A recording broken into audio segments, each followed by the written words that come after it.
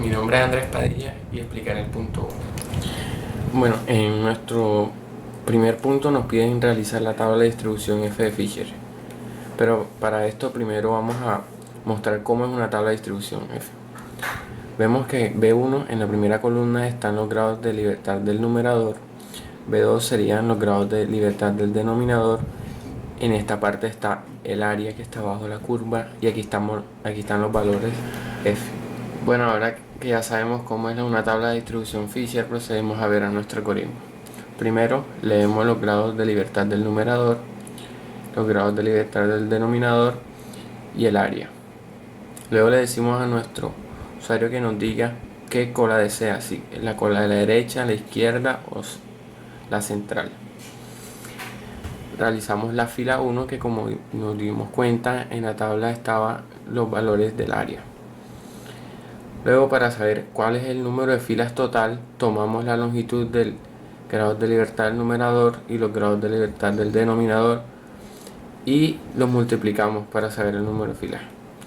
Para saber el número de columnas, tomamos la longitud de la primera fila y realizamos una matriz de ceros. Luego hacemos un para, el cual para cada valor de el vector B1 nos dé su correspondiente valor de B2, que son los grados de libertad del denominador. Y por último realizamos buscamos los valores de F, pero para esto utilizamos el comando fin, el cual se le da el valor del área y las posiciones de cada uno de los grados de libertad, tanto el numerador como el denominador. Como nosotros le decimos a nuestro usuario que nos diga qué tipo de cola desea, entonces tenemos que hacer una condicional y de esta manera procedemos. Si él nos dice que cola 1, que es la cola en la derecha, realizamos 1 menos A, ya que si tomamos A, que es área, nos dará la cola a la izquierda. Entonces tenemos que hacer el contrario y damos las posiciones de cada uno, la fila de cada uno de los grados de libertad. Luego, si es en el 2, si es la opción 2, la opción 2 es la cola central. Hacemos lo mismo, tomamos la posición de los grados de libertad y el área. Y en la opción 3 tomamos, que es la parte de la izquierda, tomamos el área A y colocamos la función, colocamos la posición de los grados de libertad. La forma de obtener la tabla F ya no sería con el comando que ofrece MATLAB, es decir fin, sino usando la función de densidad de probabilidad, es decir esta. Veamos un ejemplo de la tabla F Fisher.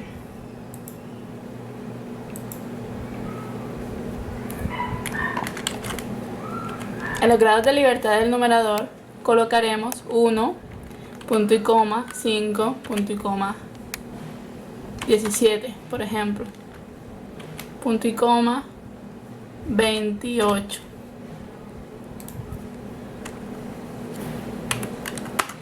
Como los grados de libertad del denominador colocaremos, por ejemplo, 2, 9 y 16.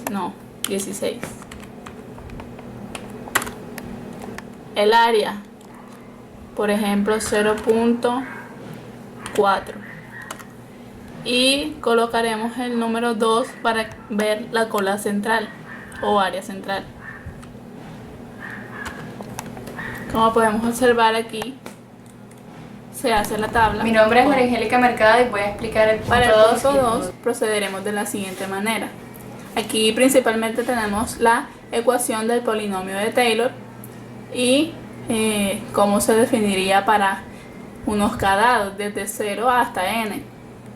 Para hallar la primera y la segunda derivada, primero tenemos que sacar el polinomio de Taylor hasta grado 4, considerando sus respectivos errores. Y entonces procederemos a operar estas 4 ecuaciones. Restaremos la ecuación 1 con la 2 y obtendremos una ecuación 5 que está en términos de la primera y la tercera derivada. Restamos la tercera y la cuarta, que son estas dos, y obtendremos una ecuación 6 que también está en términos de la primera y la tercera derivada.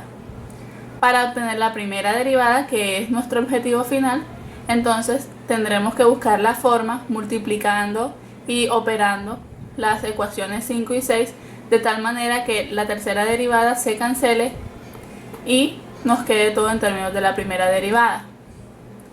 Luego de que ya operemos estas ecuaciones, entonces procederemos a despejar la primera derivada y obtenemos la fórmula tal cual está en el libro. De forma análoga lo hacemos con la segunda derivada. La única diferencia es que en lugar de restar las ecuaciones 1, 2 y 3 y 4, procederemos a sumarlas. De tal manera que van a quedar dos ecuaciones, pero esta vez en términos de la segunda y de la cuarta derivada. Haremos lo mismo, buscaremos unos coeficientes constantes que hagan que la cuarta derivada se cancele con las ecuaciones 7 y 8 y podamos así tener una sola ecuación en términos de la segunda derivada para poder despejarla. Para hallar la tercera y la cuarta derivada, entonces obtendremos los polinomios de Taylor, pero esta vez hasta grado 6, es decir, hasta la sexta derivada. Y con ello también serían las ecuaciones de x más h, x menos h, 2h menos 2h, 3h y menos 3h, porque se necesitan 3 puntos tanto a la izquierda como a la derecha.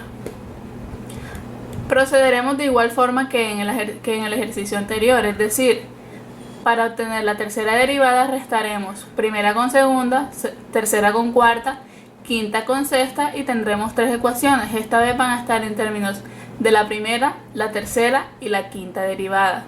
Operaremos entre ellas y obtendremos una ecuación que esté únicamente en términos de la tercera derivada, la cual es la que queremos despejar. Por último, entonces sumaremos las ecuaciones 1, 2, la 3 con la 4, la 5 con la 6 y obtendremos otras ecuaciones que van a ser diferentes, pero esta vez van a estar en términos de la segunda, la cuarta y la sexta derivada. Buscaremos otra vez la forma de que se vayan la sexta derivada de todas y la segunda derivada para que solo nos quede en términos de la cuarta y poder despejar de aquí esta ecuación que hemos obtenido.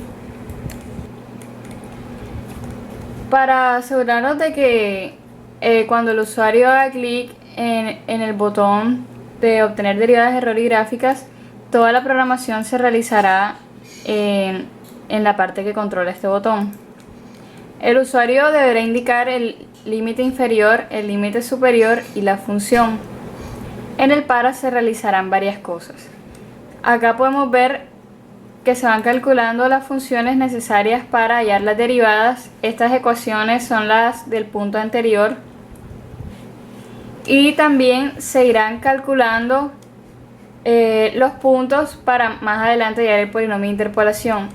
Cada para, por cada ciclo que haga el para, las derivadas y también la función como tal irán tomando un valor.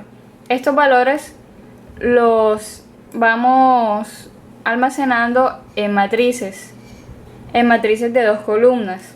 Esto es lo que se observa acá.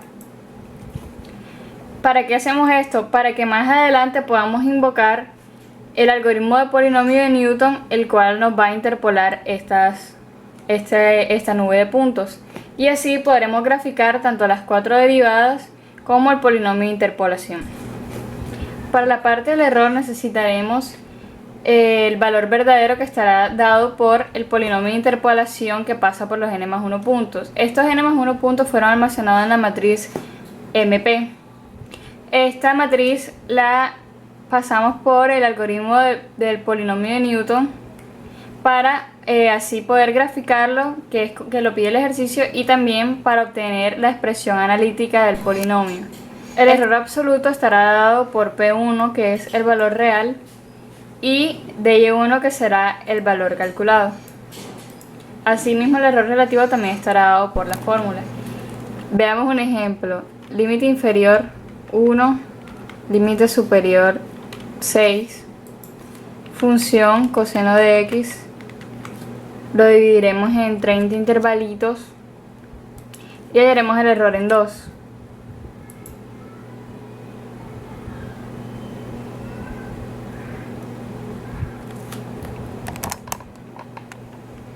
Aquí podemos observar las gráficas. Por ejemplo, en la derivada 4 ya la función coincide con la derivada, y también cabe destacar que el polinomio de interpolación, la gráfica de este es igual a la gráfica de la función. Mi nombre es Andrea Ferrer y voy a explicar el punto 4. Para obtener las respectivas ecuaciones nos valdremos de las leyes de Newton.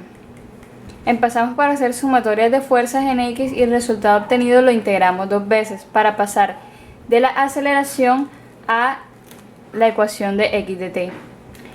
Este mismo proceso lo hacemos pero ahora haciendo sumatoria de fuerzas en Y, y así obtenemos la ecuación de posición de Y. Luego lo que haremos es hallar el tiempo en el que X se hace máximo, pero también lo haremos para hallar cuando Y se hace máximo. Estos resultados los reemplazaremos en las ecuaciones de posición y así podremos hallar tanto la altura máxima como la distancia máxima. Finalmente, hallamos el tiempo total transcurrido en el cual se describe el movimiento completo. En el algoritmo para hacer el punto 4 del tiro parabólico, inicialmente le pedimos al usuario que ingrese la masa del objeto en kilogramos, la velocidad inicial en metros por segundo, el ángulo en grados, y vamos a suponer que la fuerza de fricción es constante y que va en la dirección menos x, como lo dice el ejercicio. Para esto también le pedimos que el usuario ingrese la fuerza de fricción del aire en Newton.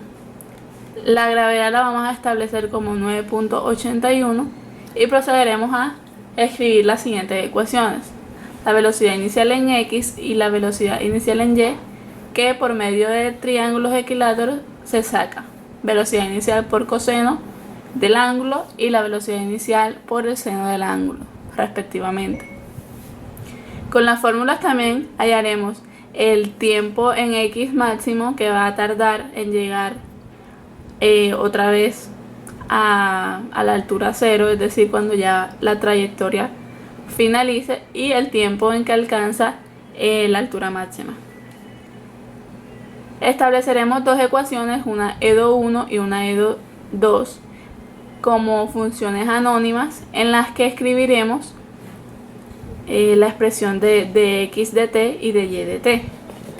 Luego, mediante el comando OD45, que nos va a entregar dos vectores, tx y x, le mandaremos la primera ecuación diferencial, el intervalo de integración, que será desde 0 hasta el tiempo en que alcanza el x máximo, y la condición inicial, que va a ser en x igual a 0. Para y hacemos lo mismo, solo que nos va a entregar un vector del tiempo en y de y. Con el comando OD45 le mandaremos la segunda ecuación diferencial, el intervalo de integración desde 0 hasta este y máximo, y la condición inicial y 0 igual a 0. Masa 3 kilogramos, velocidad inicial 80 metros por segundo, valor del ángulo 30 grados, fuerza de fricción 10 Newton,